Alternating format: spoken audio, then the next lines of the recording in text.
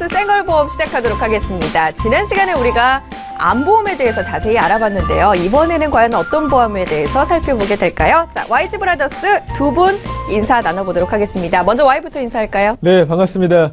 나이 제일 많은 Y 연장자 원대섭이라고 합니다. 네, 지난 방송을 다시 저도 돌아켜 보니까 짧은 시간에 좀 많은 말씀을 드리려다 보니 좀 말도 빨랐던 것 같고 좀 욕심에 좀 과한 부분이 있었던 것 같아서 조금은 반성하면서 조금 더 성실하게 정확하게 열심히 설명드리도록 하겠습니다. 우리가 원하는 컨셉 이 컨셉 아니에요. 원래대로 하시면 돼요. 저번에 했는 거 생각해 보니까 방송이 네, 열심히 하겠습니다. 갑자기 너무 딱딱해지잖아요. 자, G 인사하세요. 네, 안녕하세요.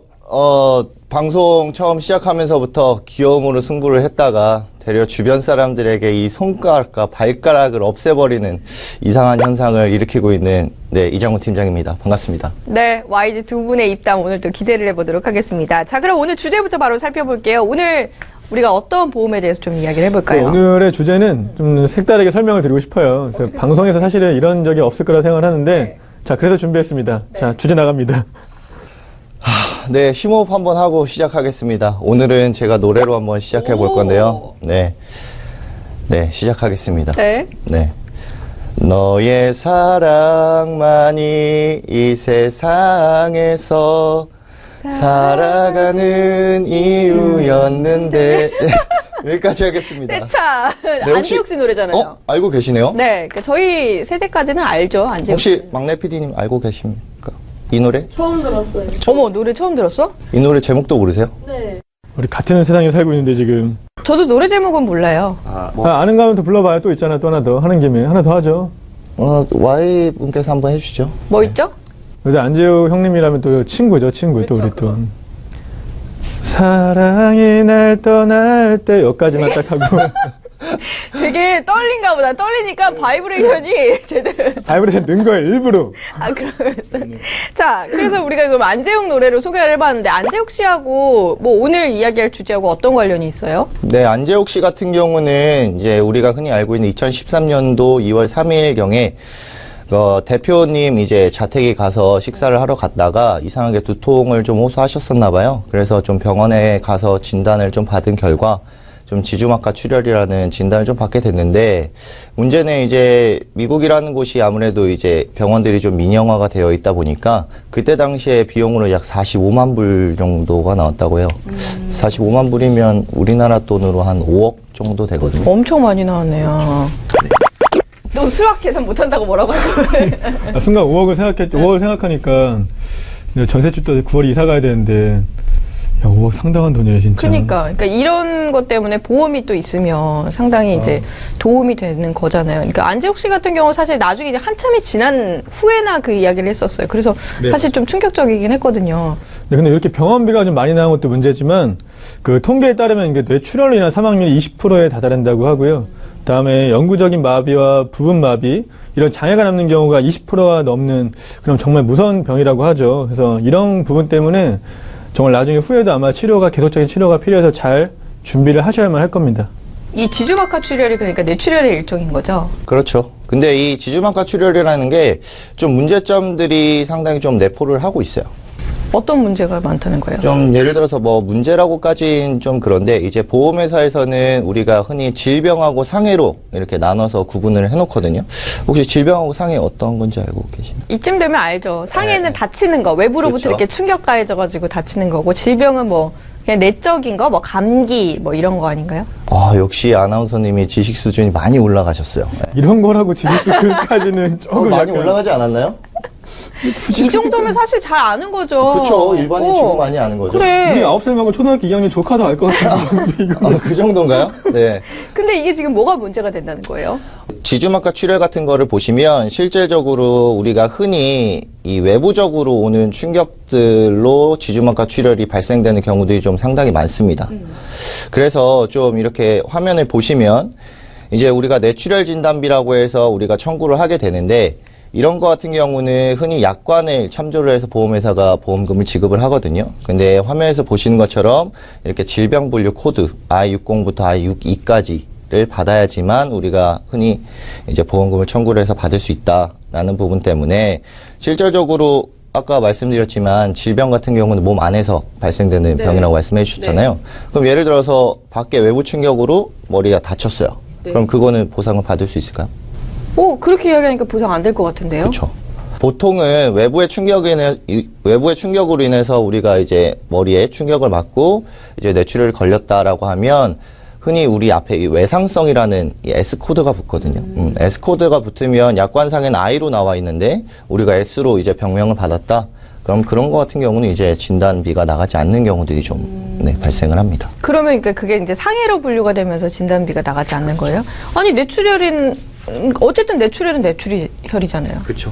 그런데 왜 그렇게 좀 분류를 해놨을까요? 그러니까 그 약관에 보시면 한국 질병분류표로 나와 있잖아요. 그래서 보통 보험회사가 보험하는 이 뇌출혈은 내 질병에 한해서만 보장이 되어 있다라고 하는 진단비지 상해 뇌출혈 보장해주는 진단비가 아니거든요. 그래서 그런 부분 때문에 아마 그런 보장을 못 받을 수도 있다는 거를 말씀드리는 겁니다. 그러면은 지금 이와 관련해서 뭐 분쟁들도 사실 상당히 많겠네요. 어떻습니까? 그 분쟁이 좀 많을 수밖에 없죠. 그래서 뇌출혈 같은 경우는 보통 내부적인 요인보다 평균적으로 외부적인 요인이 좀 더 많다고 얘기를 합니다. 그래서 근데 그런 부분이 원인이 무엇이냐, 내부냐 외부에 따라서 보험회사는 보험을 적용을 시켜서 보험금을 지급하냐 안 하냐를 결정하기 때문에 그런 부분에 대해서 나중에 보험금이 지급되는 유무를 반드시 확인해야만 나중에 이제 정말 뇌출혈 됐을 때 보험을 못 받는 그런 경우가 없을 수 있다라는 거죠.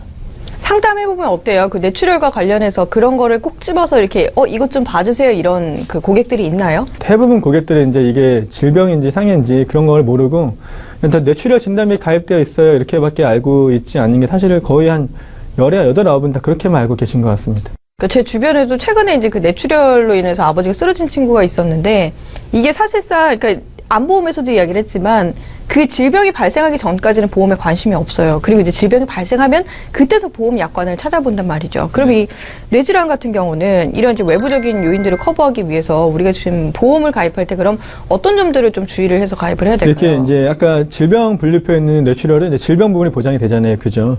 근데 그런 이제 외상성 뇌출혈을 보장받기 위해서 준비하는 특약 중에 하나가 상해 후유장애라고 있습니다. 네, 어떤 약관을 보시면 고도 후유장애라는 부분이 있고 일반 상해 후유장애라는 게 있는데 고도 후유장애는 사실은 좀 보장이 좀 제한되는 부분이 있고요. 일반 상해 후유장애의 경우 장애율이 3%에서 약 79%에 해당하는 경우에 보험금을 지급하게 되어 있는데요. 그래서 보통의 예를 들어서 뇌출혈로 인해서 내가 의사가 판단을 하겠죠. 현재 환자분은 20% 정도의 뇌 기능이 좀 손상이 돼서 뇌를 그때 뭐 그런 기능을 발휘할 수 없다라고 진단서를 끊어주면 나중에 1억을 만약에 가입을 하게 되면 20%이기 때문에 약 2천만 원. 상해의 경우는 상해 후유장애로 준비하시면 다 보장받을 수 있습니다.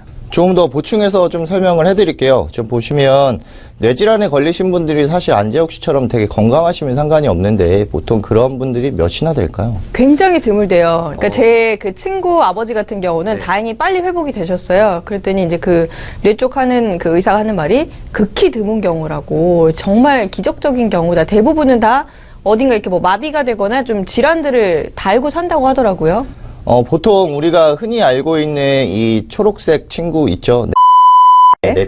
가서 보시면 이 뇌질환으로 이제 흔히 우리가 후유장애라고 하는 이 장애가 남는 분들이 보통 한 90% 정도가 넘는다는 좀 얘기들을 좀 들으실 수가 있을 거예요. 그래서 반드시 조금 이제 뇌출혈을 가입하실 때는 앞서 말씀드렸던 이제 뇌출혈에 후유장애 가입을 해요?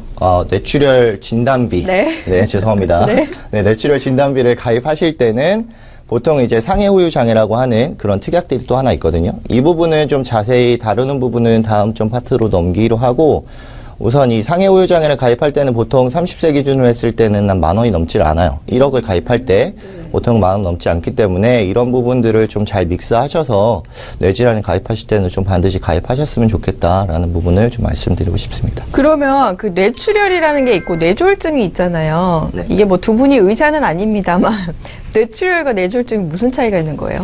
화면을 한번 보시면 화면에 나오는데 지금 진단비라고 되어 있고 진단서라고 되어 있죠. 진단서라고 되어 있고 보통은 옆에 있는 약관이 이렇게 띄어져 있을 텐데 진단서에 보시면 지금 아까 말씀드렸던 뇌출혈 아까 I60부터 I26 몇 가지라고 말씀드렸죠? 6위 맞습니다.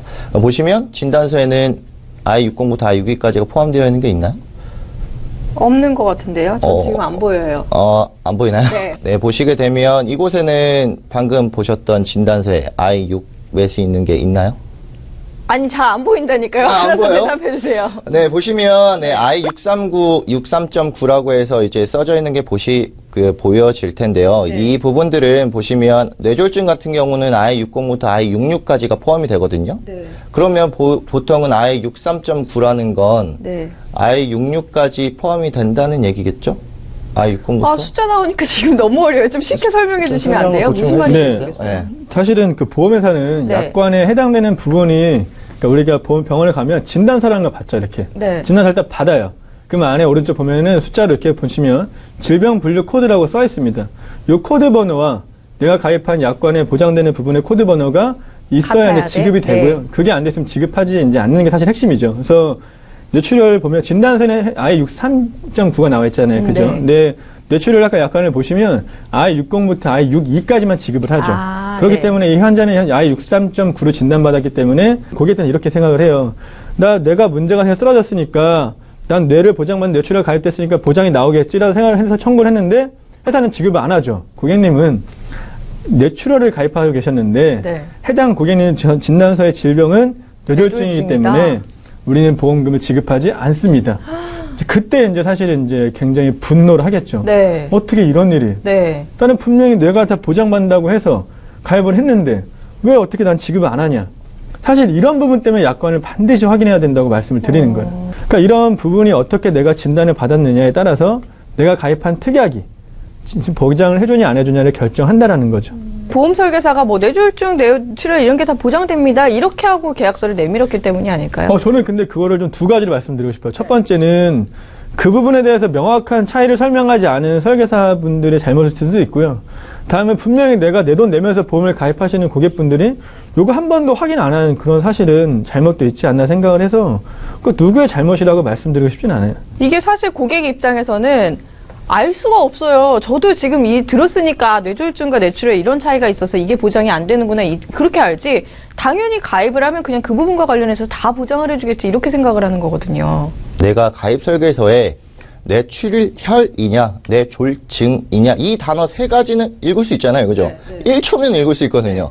네, 이 부분만 확인을 하셔도 내가 이 방송을 보시는 분들은 뇌졸중이 좀 더 좋은 거겠구나라는 부분들을 좀 느끼실 수 있지 않을까요? 이 방송 보시고 이제 그때서야 내 이제 암보험이며 뭐 상해며 이런 거 다 이렇게 확인하시면서 비교하고 계신 분들 많으실 것 같아요. 네, 그럴 것 같아요. 그러면은 이 뇌졸중하고 뇌출혈하고 대부분 다 같이 담고 있는 경우가 많이 없나요?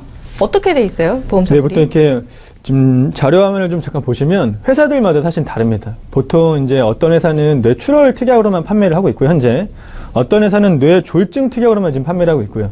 요거 이제 설명드리고 다시 설명드릴게요. 어떤 회사는 뇌혈관 이제 진단비라는 특약으로 판매하는 회사들이 있습니다. 자, 그러면 이제 여기서 좀 다시 의문이 생기죠. 뇌출혈과 뇌졸중은 알겠는데 뇌혈관은 그럼 뭐냐 이런 거죠. 그죠? 사실은 이제 저희가 뇌혈관을 좀 말씀드리고 싶은 게 자, 뇌혈관 진단 특약 어떻게 생각해요? 솔직히 영업하면 가장 낮은 게 뇌출혈, 그 다음이 뇌졸중, 그 다음에 가장 높은 범위가 뇌혈관 질환입니다. 그 뇌혈관 질환이 뭐 뇌 지나가는 혈관이 막히고 뭐 이런 거예요? 뭐예요? 뇌혈관 질환이라고 해서 사실 분류를 해놓기는 했는데 좀 화면에서 보시면 우리가 앞서 얘기했던 뇌출혈 같은 경우는 이제 I609부터 I62까지 빨간색으로 좀 표시가 되어 있을 거고요. 뇌졸중은 I66까지 이제 빨간색과 파란색이 포함돼서 이제 보실 수가 있고 나머지 이제 빨간색과 파란색 부분을 제외한 나머지 I69까지가 뇌혈관 질환인 걸 좀 보실 수가 있어요. 그러면 뇌혈관 질환으로 가입하는 게 가장 좋은 거 아니에요? 그렇죠. 사실은 뇌혈관으로 가입하면 좋아요. 근데 보험회사가 뭐 사실은 뭐 이렇게 퍼주진 않잖아요. 공짜로 퍼주진 않기 때문에 보험료도 사실 조금 더 비쌀 뿐더러 사실 내가 예를 들어서 1,000만 원을 가입하고 싶다. 그러면 뇌혈관으로 1,000만 원을 가입시켜 주는 게 아니라 뭐 예를 들어서 800만 원은 뇌졸중 그리고 200만 원은 뇌혈관 질환 이렇게 해서 조금 소액만 가입할 수 있게끔 해주는 회사들이 좀 몇 군데 남아있는 게 현실이고 이러한 금액들도 조금은 이제 낮아지고 있는 게 지금의 현실입니다. 그러면 뇌혈관 같은 경우 비싸니까 뇌졸중으로 이제 가입을 하면서 어쨌든 뇌혈관 질환을 특약으로 좀 이렇게 첨가를 해라 뭐 지금 이런 이야기신가요? 그런 지금 말씀은 아니고 네, 다 별개예요. 뇌출혈 진단비로 가입할 수도 있고 뇌졸중 진단비로도 가입할 수 있고 이제 뇌혈관 진단비로도 이게 가입할 수 있는 거예요. 그래서 당연히 선택하면 되는데 당연히 범위가 넓은 뭐 뇌혈관 진단을 선택하면 좋겠죠. 근데 아까 말씀드렸던 핵심은 예, 비싸기도 하고 중요한 건 사실은 이 진단비를 판매하는 회사가 몇 개 없어요. 현재는 거의 뭐 실명을 드리지는 않겠지만 현재 생명보험사에서는 다 판매하지는 않고요.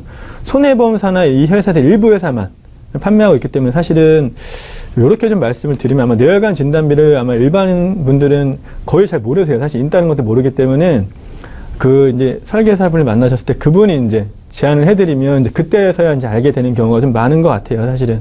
그래서 지금 말씀드린 핵심은 이런 것도 있기 때문에 한 번쯤 혹시 보험을 가입하신 경우가 있으실 때 혹시 뇌혈관 진단비로 가입할 수는 없나요? 라고 물어보시는 게 사실은 이런 걸 제일 핵심이지 않나 생각을 합니다. 그러면 뇌혈관이 이제 비싸니까 뇌졸중으로 가입하려는 또 사람들도 많을 것 같은데 그렇게 그럼 가입하는 게 현명한 거예요? 어때요? 자, 이제 또 여기가 이제 또 우리가 또 고민을 해야 될 부분이죠. 지난번 우리가 방송에서 그 암보험을 갱신형이냐 비갱신형 이렇게 고민을 했잖아요. 아, 이것도 그렇죠? 그런 고민이에요? 네, 그런 고민입니다, 사실은. 자, 여기 지금 한국보건사회연구원 자료를 보시면 네. 환자 23,372명을 대상으로 했을 때 뇌혈관이 100% 다 성립을 해요.